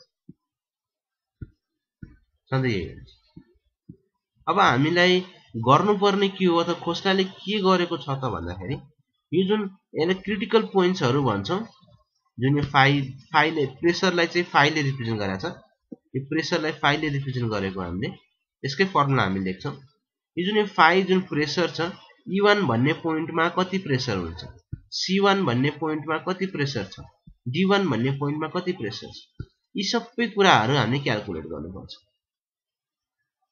यी सबै कुराहरुलाई हामीले के गर्छौं त क्याल्कुलेट गर्छौं यसकै फर्मुला हामीलाई चाहिने हो एक्जाममा तपाईलाई सोध्ने पनि यही हो यी क्रिटिकल पोइन्ट्सहरुमा कति प्रेसर छ है क्याल्कुलेट गर भन्छ त्यसको लागि डिटेल्सहरु दिइरा हुन्छ हामीले तर क्याल्कुलेट गर्नुपर्ने यही प्रेसर यही पोइन्टहरुको प्रेसर निकाल्नु पर्ने अब यसमा तपाईले कन्सिडर गर्दाखेरि अथवा एकैचोटी तीनवटै पाइललाई अथवा यो थिकनेसदेखि लिएर स्लोपदेखि लिएर सबै कुरालाई कन्सिडर गरेको छैन खोस्टाले के गर्दिएको छ भन्दाखेरि यो जुन कम्प्लेक्स फिगर हामीले अहिले देखिरहेको छौं एकदम सिम्पल बनाइदिएको छ यसरी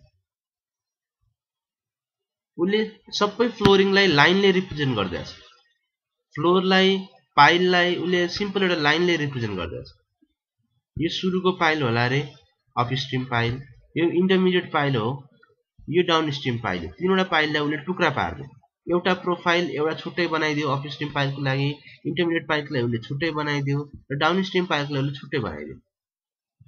यसरी एउटा कम्प्लेक्स फिगरलाई एउटा तीनवटा एकैचोटि बसेको फाइलको फिगरलाई उनले टुक्रा टुक्रा टुक्रा पारेर चाहिँ एउटा सिम्पल फिगरमा डिभाइड गर्छ। यो टुक्रा पारेपछि उसले एउटा फिगरलाई एकचोटि कन्सिडर गराछ। जस्तै अपस्ट्रिम फाइललाई हामी एकचोटि कन्सिडर गर्छौँ, डाउनस्ट्रिम फाइललाई हामीले एकचोटि कन्सिडर गर्छौँ, इन्टरमिडिएटलाई एकचोटि कन्सिडर गर्छौँ र यसको इन्डिभिजुअल जुन प्रेसर जस्तै E1 C1 D1 देख्दै हुनुहुन्छ, E2 C2 D2 देख्दै हुनुहुन्छ, यो ECD जुन छ यहाँ लेखेर चाहिँ 2 whatever जस जुन यो E C र D तीनवटा पोइन्ट देख्दै हुनुहुन्छ, इन्डिभिजुअल फाइल्सको लागि उसले इन्डिभिजुअली फर्मुला उसले बनाइदिएको छ। त्यसको भएपछि हामीले अरु कुनै कुराले कन्सिडर गर्नु पर्दैन, खाली यो फाइल्सहरुको फर्मुला जुन पिक पोइन्ट्सहरु क्रिटिकल पोइन्ट्सहरु छन् त्यो पोइन्ट्सहरुमा प्रेसर कति आउँछ भन्ने कुरा मात्रै क्याल्कुलेट गर्ने। एक्जाममा पनि त्यही नै सोध्छ। त्यो भएपछि एक्जाममा सोध्ने भनेको अहिले जुन हामी सुरुमा फिगर देखाएको थियौं यो फिगर दिन्छ तपाईहरुलाई। यो फिगरमा तपाईलाई हेडहरु देला, यो जुन फाउन्डेसनको जुन यो फ्लोर छ त्यो फ्लोरको लेन्थहरु दिन्छ तपाईलाई, सबै कुराहरुको भ्यालु दिन्छ तपाईलाई। अनि तपाईले के भन्छ जुन क्रिटिकल पोइन्ट्सहरु छन् त्यसको प्रेसर कति कति हुन्छ क्याल्कुलेट गर्नुस् भनेर भन्छ। हामीले के गर्ने हो यो फिगरलाई अभोइड गरेर सिधै यो फिगर बनाउने हो। फिगर 1 मा अपस्ट्रिम छ, 2 मा इन्टरमिडिएट छ, फाइनली डाउनस्ट्रिम छ। यो तीनवटा कुरामा सिम्पल फर्मुलाको रेस्पेक्टमा यिनीहरुको भ्यालु निकाल्ने। खाली प्रेसर मात्र निकाल्नु म तपाईलाई फर्मुला देखाइहाल्छु। यसरी एउटा फर्मुलाहरु दिएको छ, सिम्पल फर्मुला। यो फर्मुला तपाईले याद हुनुपर्छ। यो फर्मुलाको रेस्पेक्टमा तपाईले हरेक फाइलको के निकाल्नुहुन्छ त प्रेसर निकाल्नुहुन्छ। त्यति मात्रै निकाल्नलाई तपाईहरुलाई 10 मार्क्स देखि 16 मार्क्स हुन्छ। खासै गाह्रो छैन, फर्मुला पनि तपाईलाई बुझाउँछु बिस्तारै बिस्तारै, केही गाह्रो छैन। तर समस्या कहाँ हुन्छ भन्दाखेरि यति गरिसकेपछि तपाईहरुलाई क्वेशनमा के भन्दै हुन्छ, find the corrected pressure of the critical point भन्ने छ। करेक्टेड प्रेसर भन्ने टर्म ले किन युज गर्दिन्छ त एक्जाममा भन्दाखेरि जस्तै अहिले एउटा फिगरलाई हेरौं। यो डाउनस्ट्रिमको फाइललाई हामीले कन्सिडर गरिरहेका छौं। डाउनस्ट्रिम फाइलको हामीले प्रेसर निकाल्दाखेरि अहिले के गर्छौं फर्मुला यहाँ लेखेको छु नि, यो फर्मुलाको अजम्पसन यही फिगरको रेस्पेक्टमा यो फर्मुला बनेको। यो फर्मुला यो फिगरलाई यसो हेर्ने हो भने यहाँ त जुन यो फ्लोर छ यो फ्लोरलाई त लाइनले रिप्रेजेन्ट गरिरहेछ, तर वास्तवमा यो त लाइन होइन। हामीले सुरुमा फिगर हेर्दाखेरि जुन हामीले यो स्ट्रक्चर देखाएको थियौं स्ट्रक्चरमा त केही थिकनेस छ भनेपछि खोस्लाको फर्मुलामा एउटा सर्टकमिङ के देख्यौं हामीले, उले फ्लोरलाई कन्सिडर गरेन, फ्लोरको थिकनेसलाई उले कन्सिडर गरेन। यदि फ्लोरको थिकनेसलाई उले कन्सिडर गर्दैन भने हामीले फ्लोरको थिकनेसको लागि करेक्सन गर्नुपर्ने हुन्छ। फ्लोरको थिकनेसलाई हामीले के गर्छौं त करेक्सन गर्छौं। त्यसपछि अर्को कुरा उले के कन्सिडर गरेको छैन त भन्दाखेरि एकचोटीमा एउटा मात्रै फाइललाई हेरेको छ। उले एउटा फर्मुला दिँदाखेरि एकचोटीमा एउटा मात्रै फाइल उले दिएको छ भन्नुको अर्थ हामीले जुन फिगर सुरुमा देखाएको थियौं अथवा एक्चुअल फिल्डमा देखाएको छौं दुईटा तीनटा फाइलहरु देखिरहेछ। फर्मुला लेख्दाखेरि एकचोटीमा एउटा मात्रै फाइलको फर्मुला लेख्यो भनेपछि त्यहाँ इन्टरफेरेन्सको कन्डिसन एउटा आउँछ। भन्नुको अर्थ एकैचोटी दुईवटा फाइल फिल्डमा हुँदाखेरि अथवा साइटमा बस्दाखेरि पानीको फ्लोलाई पक्कै पनि अब्स्ट्रक्सन गरेर हुन्छ। एउटा फाइलमा कति पानी आउने भन्ने कुरा अर्को फाइलले पनि डिटरमाइन गर्छ। यदि त्यहाँ फाइल नहुँदो भए सबै पानी अर्कोसम्म आउँथ्यो होला, तर फर्स्ट फाइलले गर्दाखेरि सेकेन्ड फाइलमा पानी कम जान सक्छ भनेपछि त्यहाँ इन्टरफेरेन्स देखिन्छ, इन्टरफियर हुँदो रहेछ। त्यो इन्टरफियरलाई पनि हामीले के गर्नुपर्छ त करेक्सन गर्नुपर्छ। र फाइनली एउटा करेक्सन थप के हुन सक्छ भन्दाखेरि जति पनि हामीले अहिले यहाँ फर्मुलाहरु हेरिरहेका छौं, फर्मुलाहरु देखिरहेका छौं, त्यसमा तपाईले के देख्नुहुन्छ त भन्दा फाइल जुन फ्लोरको तलपट्टि राखिएको छ त्यो फ्लोरहरु सबै के छ होरिजेन्टल फ्लोर नै छ। कहिलेकाहीँ फ्लोर स्लोपिङ पनि आउन सक्छ। स्लोपिङ फ्लोर हुँदाखेरि चाहिँ कस्तो कन्डिसन हो अथवा स्लोपिङ फ्लोर हुँदाखेरि जुन प्रेसर हामीले क्याल्कुलेट गर्छौं त्यसमा के चेन्जेस आउँछ त्यसको लागि पनि हामीले करेक्सन गर्नुपर्ने हुन्छ। भनेपछि अल एन्ड अल हेर्दाखेरि हामीले के कुरा बुझ्न पर्ने छ खोस्ला थ्योरीमा पाइल्सहरुको नेचर अनुसार यिनीहरुको फर्मुला छ अपस्ट्रीमको छुट्टै फर्मुला छ डाउनस्ट्रीमको छुट्टै फर्मुला छ इन्टरमिडिएटको छुट्टै फर्मुला छ फेरि इच पाइलमा तीनवटा पोइन्ट डिफरेन्ट पोइन्ट देखाएको छ हामीले ई सी र डी ई सी डी को लागि तीनवटाको लागि डिफरेन्ट फर्मुलाहरु छ ई को छुट्टै फर्मुला छ सी को छुट्टै छ डी को छुट्टै फर्मुला छ र एभ्री पोइन्ट्सको लागि चाहिँ फेरि तपाईले करेक्सन गर्नुपर्ने हुन्छ ई को लागि करेक्सन गर्नु डी को लागि करेक्सन गर्नु सी को लागि करेक्सन अब यो यति गरेपछि एउटा ठूलो न्यूमेरिकल बन्यो 16 मार्क्सको न्यूमेरिकल बन्यो तर एक्जाममा तपाईलाई चाहिँ सबै कुराहरु सोध्दैन एक्जाममा तपाईलाई के सोध्छ त भन्दाखेरि कहिलेकाहीँ दुईटा मात्र पाइल दिइरा हुन्छ कहिलेकाहीँ एउटा मात्र पाइल दिइरा हुन्छ हैन कहिलेकाहीँ तपाईले तीनटै दिए पनि करेक्टेड भ्यालु मात्र निकाल्नु भनिरा हुन्छ भनेपछि अलिकति कम काम दिन्छ त्यसबाहेक अर्को काम कहाँ कम हुन्छ भन्दाखेरि करेक्सन जति पनि गर्छौं हामी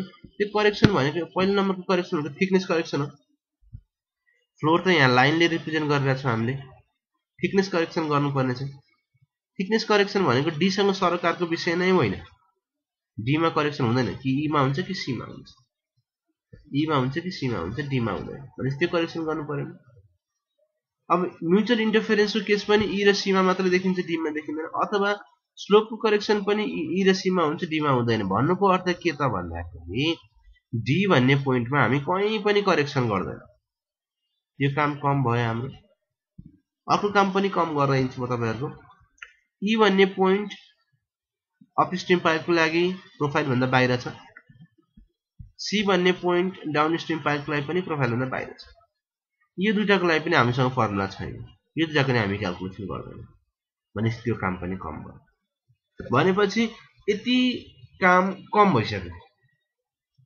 अब खाली फर्मुला हेर्ने हो फर्मुला बुझ्ने हो खासै गाह्रो हुँदैन फर्मुला चाहिँ याद हुनुपर्छ त्यसको कुनै अल्टरनेटिभ छैन तर एकचोटी प्र्याक्टिस गर्दै गयो भने फर्मुला पनि याद हुन्छ नहुनु पर्दैन तर यसको अल्टरनेटिभ चाहिँ भने छैन कन्ठे गर्नुपर्ने फर्मुला एक दुईवटा हेरौं धेरै नहेरौं टाइम पनि हुन ला साथीहरु कति जना पनि बताउनु हामी फेरि 10 जनामा झरेका छौं दिस इज नट गुड त्यो राम्रो कुरो चाहिँ होइन आजको च्याप्टर इम्पोर्टेन्ट थियो एटलिस्ट तपाईहरुले मलाई इन्फर्म गरिदिनु भयो भने म बरु आज क्लासै राख्दैन यो च्याप्टर इम्पोर्टेन्ट च्याप्टर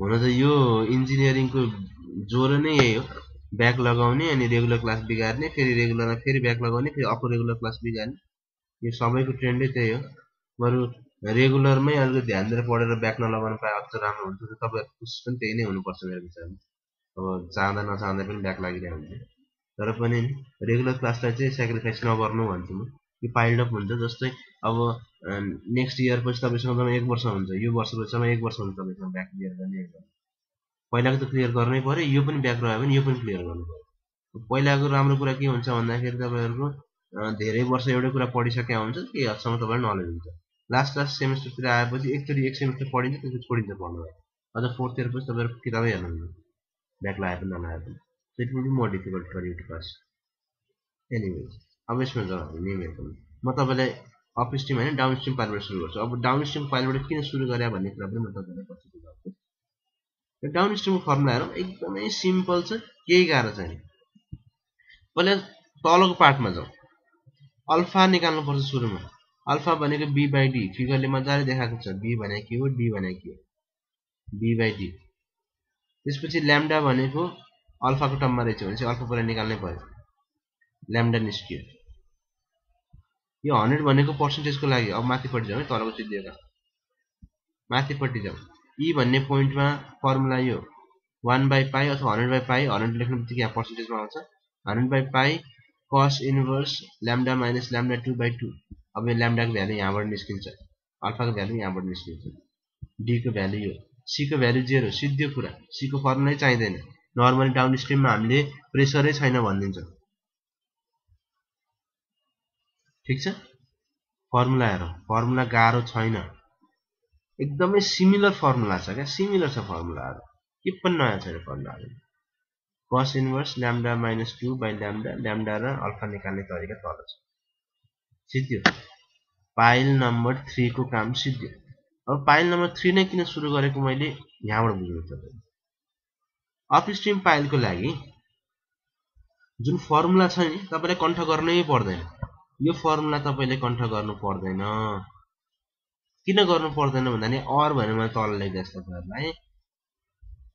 पाइल 1 को प्रेसर भनेको 100 माइनस डी, पाइल 1 को सीट को प्रेसर भनेको 100 माइनस पाइल को ई।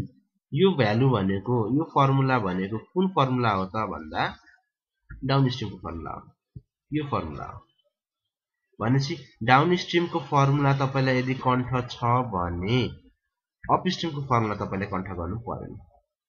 100 माइनस समथिङ गरे भने पुग्छ। यदि हैन मलाई फर्मुलै कण्ठ गर्नु पर्छ भने दिस इज फर्मुला।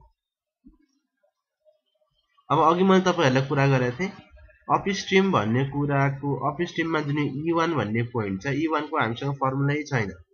E1 लाई हामीले 100% नै मान्छौं। त्यसैले डाउनस्ट्रिम को केसमा हामीले C को हामीसँग फर्मुलै छैन। यसलाई हामी जेरै मान्छौं। यही समस्या हो। अब बिचको जति पनि पार्टमा छन् यसमा फर्मुलाहरु छ। बुझेर पढौं है, बुझेर भोक्नलाई धेरै छ यहाँ कुराहरु भोक्नु पर्ने हो। तर बुझेर पढ्यो भने सजिलो हुन्छ। अब यहाँ E र D को लागि तपाईसँग फर्मुला छ। पाइल 3 को लागि पाइल 1 मा त्यही फर्मुला युज गर्ने हो। त्यही फर्मुला युज गर्ने हो पाइल 1 मा।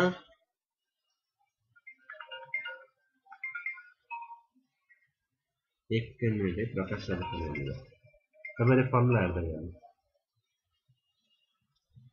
Hello morning. मैले बिहान सम्झेको कारण चाहिँ यहाँ क्लासमा ढिलो भयो सर। म त विद्यार्थीहरुलाई देखिन के 40 जति भइसकेको थियो, विद्यार्थी पनि थिएनन्। आज अलि कमै रहेछ। आज के एक्जाम छ र? यो 6th हो सर।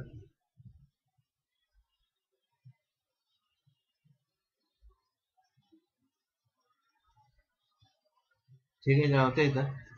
त्यही मैले चाहिँ त्यही बुझ्नलाई बा क्लासको छैन कि भन्नु फोन गरेको तर पछि आउनु विद्यार्थीहरुको। अहिले चाहिँ छ। ल हुन सक्छ। मैले त्यही भएर क्लास दिइराछु सर, क्लास दिइराछु अहिले। ल हस्। ओके, यो दुईटा फर्मुला तपाईले हेर्नु पर्ने भयो है त। सीट पाइल नम्बर 3 को लागि सुरुमा लेख्नु कारण के रहेछ त 1 को फर्मुला त्यहीबाट आउँछ। अब यसमा तपाईले एउटा कुरा चाहिँ के ध्यान दिनुपर्छ भन्दाखेरि जुन यो फाइ डी हामीले क्याल्कुलेट गरेर यहाँ 1 को नम्बरको लागि पाइल प्रेसर निकाल्छौं नि, यो फाइ डी निकाल्नको लागि फर्मुला त हामीले यही युज गर्नु पर्यो, नयाँ फर्मुला कण्ठ गर्नु परेन। तर यसमा जुन अल्फा अथवा ल्याम्डा निकाल्नु पर्ने हुन्छ नि, त्यो अल्फा ल्याम्डा को लागि चाहिँ भ्यालु चाहिँ फेरि यो युज गर्नुपर्छ है। यो हामी न्युमेरिकल गर्दाखेरि तपाईलाई म सम्झाउँछु यो कुरा। भ्यालु चाहिँ तपाईले डी भनेको पाइल 1 को डी चाहिँ तपाईले युज गर्नुपर्छ। जुन यो डी छ यो डी भनेको पाइल 1 को डी चाहिँ युज गर्नु पर्नुपर्छ। फर्मुला पाइल 3 कै युज गरे पनि डी को भ्यालु चाहिँ पाइल 1 को लागि युज गर्नुपर्छ। म त्यति फोर्सफुली जान्न यो च्याप्टरमा किनभने आई नो विद्यार्थीहरुलाई धेरै समस्या हुन्छ च्याप्टरमा। त्यही भएर एकदमै चिल भएर एकदमै कुल भएर जान्छु। बिस्तारै पढौं तर बुझेर पढौं। ओके, लास्ट पाइल आजको लागि लास्ट स्लाइड। म यसपछि अर्को स्लाइड बढ्दिन। यो स्लाइडमा तपाईहरुले इन्टरमिडिएट पाइलको लागि फर्मुला देख्नुहुन्छ। इन्टरमिडिएट पाइलको लागि तपाईले कन्सिडर गर्नुपर्ने फ्याक्टर एउटा थप हुन्छ। अघि ल्याम्डा मात्र थियो, यसमा ल्याम्डा 1 भन्ने नयाँ कुरा थपिया छ। भनेपछि ल्याम्डा र ल्याम्डा 1 निकाल्नु पर्छ के को रेस्पेक्टमा अल्फा र अल्फा 1 को बेस। अल्फा 1 र अल्फा 2 को रेस्पेक्टमा। अल्फा 1 भनेको b1, b भनेको यहाँ देखिरहनु भयो है तपाई। b2 भनेको यहाँ देखिरहनु भएको छ। भनेपछि अल्फा 1 भनेको b1/d, अल्फा 2 भनेको b2/d। त्यसको रेस्पेक्टमा तपाईले ल्याम्डा 1 र ल्याम्डा निकाल्नुहुन्छ। यहाँ सानो फरक छ, माइनस र प्लस को मात्रै फरक छ है। धेरै खासै फरक छ, माइनस र प्लस को मात्रै। त्यो फर्मुला त्यो भ्यालुजहरु यहाँ राख्नुहुन्छ। पाइल नम्बर 3 इन्टरमिडिएट पाइलको लागि फर्मुला तीनटा छ। भनेपछि आज हामीले के हेर्यौं त भन्दाखेरि खोसला थ्योरीमा 3 वटा पाइल भएको केसमा म्याक्सिमम भनेको 3 वटा पाइल आउँछ, त्यो भन्दा बेसी तपाईहरुलाई आउँदैन। त्यो पनि तपाईको वर्स्ट केस सिनेरियो हो 3 वटा पाइल आउनु भने। तपाईलाई त्यति पनि आउँदैन। आइदर इन्टरमिडिएट पाइल मात्रै भनेर आइदिरहेको हुन्छ अथवा कहिलेकाहीँ दुईटा पाइलसम्म दिएर सोधिरहेको हुन्छ भनेपछि तपाईको एकदमै नराम्रो दिन आयो, तपाईको क्वेशन एकदमै गाह्रो बनाएर दियो भने चाहिँ 3टा पाइल हुन्छ। त्यो भन्दा वर्स्ट केस सिनेरियो हुनै सक्दैन। हामीले के हेर्यौं त भन्दाखेरि यी पाइलहरुमा जुन क्वेशनमा सोधिन्छ यी पाइलको क्रिटिकल पोइन्ट्सहरु ई, सी र डी, सीडी, यो तीनवटा पोइन्टमा तपाईहरुले प्रेसर निकाल्नु पर्ने हुन्छ। त्यो प्रेसरको फर्मुलाहरु आज हेर्यौं। यसमा सजिलो के भएको छ भन्दाखेरि यतापटि अपस्ट्रीम पाइलको लागि ई भन्ने पोइन्टको हामीले क्याल्कुलेसन गर्नु पर्दैन, सिधै 100 राखे पुग्यो। डाउनस्ट्रीम पाइलको सी भन्ने पोइन्टलाई हामीले क्याल्कुलेसन गर्नु पर्दैन, सिधै 0 राखे पुग्यो। बाँकी जति पनि पोइन्ट छन्, अब यसबाट दुईटा, यसबाट दुईटा, यसबाट 3टा भनेपछि 4 3 7 वटा चाहिँ तपाईहरुले फर्मुला याद गर्नुपर्छ। त्यो फर्मुला पनि सजिलो के रहेछ त भन्दाखेरि अपस्ट्रीमको फर्मुला याद हुने बित्तिकै सरी डाउनस्ट्रीम फर्मुला याद हुँदाखेरि त्यसबाटै अपस्ट्रीम पनि निस्किँदो रहेछ। त्यो पनि समस्या भयो। अब भोलि हामी यो फेरि फर्मुला रिपिट गर्छौं। यो फर्मुलालाई फेरि रिपिट गर्छौं अनि नेक्स्ट क्लासमा अनि तपाईहरुलाई म यो फर्मुला पनि प्रोवाइड गर्ने काम गर्छु। यो फर्मुला तपाईहरु पनि घरमा बसेर हेर्नुस्। अहिले त म प्र्याक्टिस गर्नु भन्दिन किनभने प्र्याक्टिस गरिहाल्ने बेला भएन हो। फर्मुलाहरु हेर्नुस्। त्यो फर्मुला हेरेपछि नेक्स्ट क्लासमा हामी के कुरालाई फेरि स्टार्ट गर्छौं त भन्दाखेरि यसको करेक्सनहरु अघि हामीले कुरा गर्यौं। हामीले जति पनि फिगर अथवा ओरिजिनल जुन फिगर देखेका छौं यो फिगरमा थिकनेस छ तलको फ्लोरको, एकैचोटीमा 3वटा पाइल देखिएको छ प्लस स्लोपिङ फ्लोर देखिएको छ। अब यी कुरालाई कन्सिडर गरेर हामीले जुन प्रेसरहरु फर्मुला लगाएर निकालेका छौं त्यो प्रेसरमा चाहिँ करेक्सन गर्नुपर्ने हुन्छ। के गर्नुपर्ने त एउटा थिकनेस अफ फ्लोरिङको लागि करेक्सन गर्नु पर्यो, एउटा इन्टरफेरेन्सको लागि करेक्सन गर्नु पर्यो। इन्टरफेयर हुन्छ नि त, एकैचोटी 3वटा पाइल भयो भने पानी बग्ने कन्डिसन चेन्जेस हुन्छ। एउटा मात्रै पाइल हुँदाखेरि पानीको डिफ्रेन्ट तरिकाले बग्ला, 3टा पाइल भयो भने एउटा पाइलले गर्दाखेरि अर्को पाइलमा आउने पानीमा फरक पर्ला भनेपछि त्यो इन्टरफेरेन्सको कुरा गर्छौं। र फाइनली हामी अरु के कुरा गर्छौं स्लोपिङ अफ द फ्लोरको कुरा गर्छौं। किनभने जति पनि हामीले फर्मुला हामीले यहाँ हेरेका छौं सिम्पल प्रोफाइल बनाएर if none of this profile has a sloping floor कुनैमा पनि छैन। त्यो भएपछि त्यो स्लोपलाई पनि त कन्सिडर गर्नुपर्ने होला भनेपछि एभ्री 3 कन्डिसनको लागि एभ्री 3 पाइल्सको लागि हामीले विल कन्सिडर द करेक्सन र त्यो करेक्सन आइदर पोजिटिभ हुन्छ अर नेगेटिभ हुन्छ।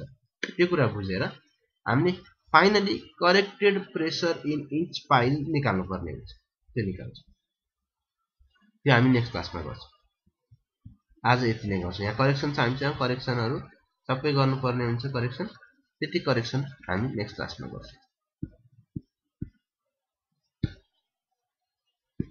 आजलाई हामी यति नै गर्छौं। ल सोधौं त केही छ सोध्नलाई भने